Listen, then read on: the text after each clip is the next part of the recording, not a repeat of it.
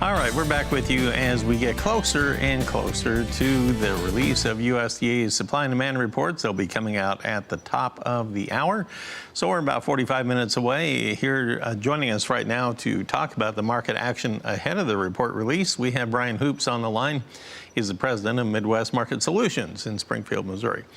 Talk to me as we get ready to take a look at the futures here. Talk to me about the weather outlook and the planning situation from your perspective there, Brian. What is the likelihood that we're going to really fall behind fast in the planning progress now? Well, you know, it's really early in the growing season. We're 2% completed nationwide, which is right in line with normal. By next Monday, we should only be 6% done, and we probably will not reach that. Even with some dry weather in the southern parts of the United States. But as we start pushing further into April, I think we're probably going to start falling further and further behind because of these weather forecasts. When it becomes important is probably most important thing is at the end of April, early May. Certainly, if we haven't made very good progress, that's when the market can really start to build in some premium. Right now, I think it's just too early because the market knows that we can dry out the fields probably pretty rapidly. We can plant the corn crop very rapidly with modern equipment and technology. And also that seed is just much better than what it was 5-10 years ago from a genetic standpoint. It can withstand being put in maybe some adverse conditions. It can go through the summer heat a little bit better. So thus we can plant it a little bit later than what we normally could. So right now I'm just of the view that it's cold, wet, terrible conditions, but things can change, and we've got a lot of time to get this crop in the ground. Let's look at our futures trade in the corn market right now. Of course, we opened up about 2 lower on the day in the early going. Now we have the May contract down 3 at 357, July down 2 3/4, December down 3 at 386. I was mentioning earlier where it sounds like we have the commodity funds holding about 240-some thousand contracts of short positions on the corn alone. That's somewhat either at or near record short positions that they have held in the corn. What is the trigger point that would cause them to create a stampede going the other direction there? Yeah, well, that would give us a big rally if they were to cover those short positions and really push things higher. The trigger point could come from a couple different things. You know, China making a deal that would include buying large amounts of corn or ethanol products that would change our balance sheet significantly and probably pull some of these large managed fund accounts out of their short positions. Weather would also be a catalyst that could drive prices higher. It doesn't look like that's going to happen to the Argentine or the Brazilian corn crops right now. Those are coming in probably better yields than what was earlier imagined. So it may also come from U.S. weather. If we don't get the crop planted or we have some adverse conditions during planting, very late delays, that can give us some short covering rally.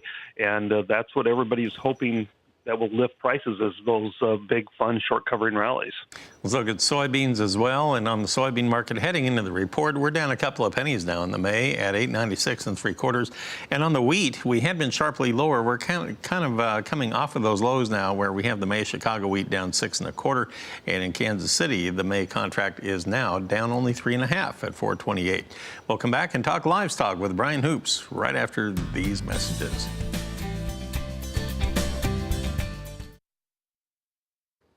Let's check out our livestock trade, and we're joined by Brian Hoops of Midwest Market Solutions in the cattle market first.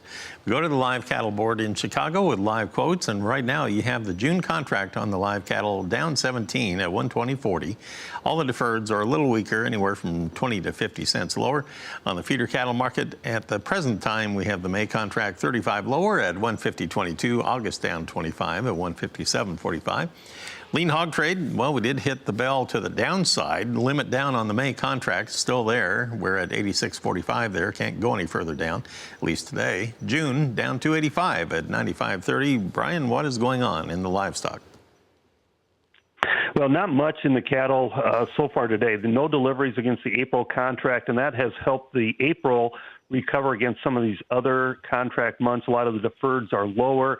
the April has lost out going into the delivery period against the spreads, and so they're starting to put some of those spreads back on.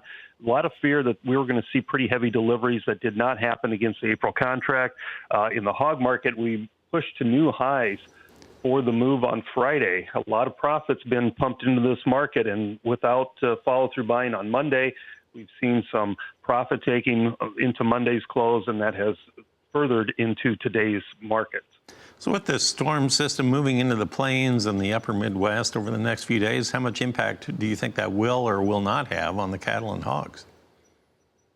Well, I think it should have something, especially in the cattle market. The hogs, the biggest issue would be transportation issues there. But certainly the cattle market's going to hurt a lot of feed conversions, more poor feedlot conditions, and that means lower steer carcass weight. So I got to believe that this cattle market is going to be positively impacted by the snowstorm that's moving through the upper Midwest. All right, we'll keep a close eye on that. Thanks for weighing in on the markets today as we get ready for the USDA reports. Brian Hoops, president of Midwest Market Solutions, and he is based in Springfield, Missouri.